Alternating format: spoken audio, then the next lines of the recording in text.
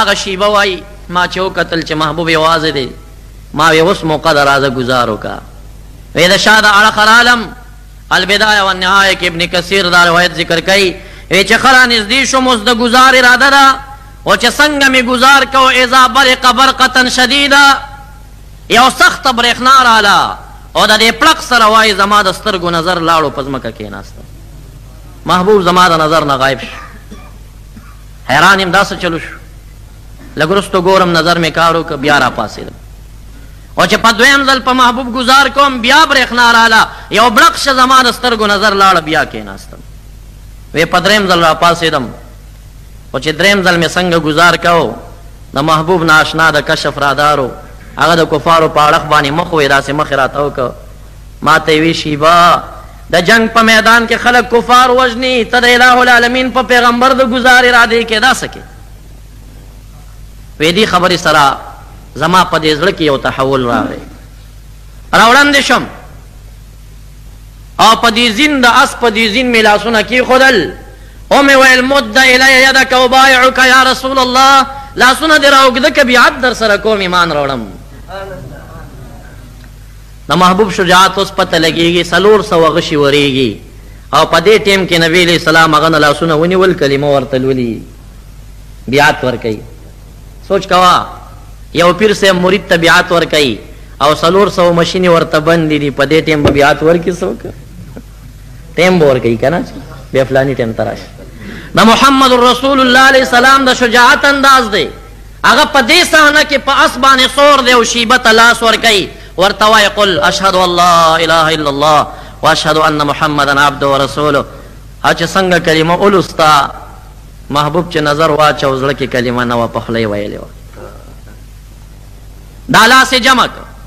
او شیبه وایي زه یې د سینې په دې منځ کې داسې ووهلم. بعضې مشایخ توجه کوي دا د محبوب توجه وه نظر یې ډېر تیز و چاته به چې یو نظر وکړه تحول به راغلی و خو چې څوک به په کفر ډېر سخت و نو هغې بیا په سینه کې به په سوک وهل. 11 احادیثو کې محبوب بعضې کسانو ته د تلقین په ټیم په سینه کې ګزار ورکړی وی چې دا گزار راته راکه ما ته وی بیا کلمه ووایه وی چې بیا مې ویله وی بیا چې راته وکتل څوک یې جمع که بیا یې په سینه ووهم. وی چې په دریم ځل محبوب زما په سینه لاس ایښی نه و په تمام روی زمین کې د محبوب نه مبغوضتر انسان ما ته بل نه ښکارېده. وایي چې دا دریم کرت محبوب دا لاس زما په سینه کېښوده وی تمام روی زمین کې د ده نه محبوب تر انسان ما ته بیا بل نه ښکارېده. ایمان یې راوړه او چې کله صحابه کرام راغونډ شول بیا حمله شروع شوه کفارو شکست وخوړ او چې څومره دې میدان ته حاضر شوي وه نو په هغې کې ډېر کم تعداد خلک وتښتېدل او محبوب اعلان وکړه چې ټول په ټوله وتړئ بندیانې کوي نوجوانان غلامان کوي ښځې وینځې کوي دی مقابلې ته راوتلي دي. صحابه کرام شروع شول چا یو غلام نیولی چا 10 غلامان نیولی دي لګیا د گرفتاری شروع ده. په دې کې یو صحابي مبارک یو زنانه ته نږدې کېږي وایي راځه دې تجیر خیمې ته دننه شه ته وینځئ هغې ورته مخ راتاو که خاموش کښېنه هغه څوک د چا سره چې تا بیعت کړی د چا په قومنده کې چې ته نن جنګ ته راغلی هغه زما بچی دی ما هغه ته سینه ورکړې ده. صحابي حیران شو په منډه راغی محبوب ته وایي دلته یو زنانه ده عجیبه خبره کوي. وی څه وایي وی وایي چې ما محمد رسول الله صلی الله علیه وسلم ته سینه ورکړې. محبوب وخندل ویل دا د بنو سعد قبیله ده دا ما ته بیبي حلیمه سعدیه رضی الله عنها ښکارېږي ډېر په عزت او احترام دعوت ورکوي رایې ولئ دا زما مور بیبي ده. محبوب فاطمې بیبي ته هم قیام کړی دی او خپلې مور بیبي ته هم قیام کړی دی. پاڅېده او دا خپل څادر یې ورته خور که بیبي حلیمه سعدیه رضی الله عنها یې راوستوې دلته کښېنه. بیبي ته وایي دا څومره بندیان چې دي په دې کې په چا چې ته ګوته ږدې نو ستا په سپارش به هغې معاف وي. بیبي دومره رشته دار لرل د یو د 10 په ځای باندې په 80 کسانو یې ګوته کېښوده دا مې ترور ده دا مې د ماما زوی دی دا مې ماما دی دا فلان دی دا فلان 80 کسان بغیر د فدیې نه رها کړی شو او بیا ورته وویل ما سره مدینې منورې ته لاړه شي. بیبي وعده وکړه چې انشاءالله کال ته به زه درځم. بیبي حلیمه سعدیه رضی الله عنها را روان کال ته مدینې منورې ته راله او بیا په ایمان مشرفه شوه. دا هغه بیبي ده حاجیان حضرات چې کله جنت البقیع ته لاړ شي او د عثمان صاحب روضې ته ودرېږي او بیا د عثمان صاحب د شا طرف ته چې کومه لاره تلې ده مخامخ چې کوم قبر ښکارېږي دا د بیبي حلیمې سعدي رضی الله عنها قبر دی، دلته دفن. او بیا چې داسې د نورختو په اړخ کومه لاره کوزه شوې ده د جنت البقیع د دیوال آخري طرف ته چې لوی قبر ښکارېږي دا قبر د بیبي فاطمه بنت اسد رضی الله تعالی عنها دی. دا هغه بیبي ده چې د محبوب رضاعي مور د هغه او نبی علیہ السلام په خپلو لاسونو لحد کې کوزه کړي وو. معززو عرض مې دا کو چې محبوب د ټولو صفاتو سره سره یو مرد میدان مجاهد دی او بیا سختو حالاتو کې محبوب په اول خط کې پاتې شوی دی او خلکو شکست خوړلې خو په داسې ټیم کې د الی عباد الله نارې وهلې دي. او کله چې کافران راغونډ شول دا تاسو چې نن په مسلمانانو په هر کلي هر ځای کې کم قسم حال ګورئ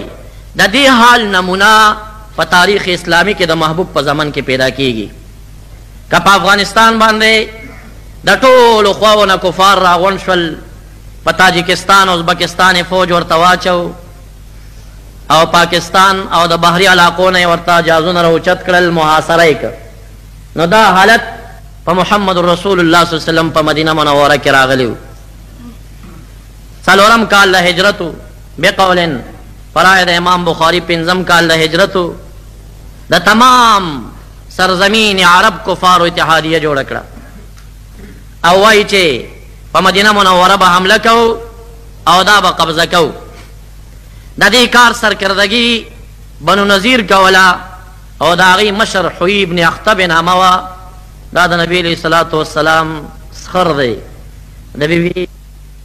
نور سپوږمۍ دا ستا رخسار ته نه رسیږي نور سپوږمۍ دا ستا رخسار ته نه رسیږي ستا د حسن څو مقدار ته نه رسیږي بهارونه خزانونه به ډېر راشي بهارونه خزانونه به ډېر راشي مدینې دا ستا بهار ته نه رسیږي. دا کیسټ به تاسو ته د کیسه خوانۍ شاته په کباړي بازار کې په اهل سنت والجماعت کیسټ مرکز کې د فیض الله او اسد الله سره هر ساعت ملاویږي. او نبی علیہ السلام د مدینې منورې دوه ډلې بنو قریظه بنو نذیر د بنو قریظه سره یې لاسلیک وکړه چې په ما به حمله نه کوئ زه به په تاسو حمله نه کوم زما دشمن سره به مدد نه کوئ ستاسو دشمن سره به زه مدد نه کوم. دا وعده و لاسلیک شوی او بنو نذیر د مدینې منورې نه جلا وطن کړل خیبر ته لاړل. حوی ابن اخطب څو مشران ځان سره کړل او په مکه معظمه باندې ورغی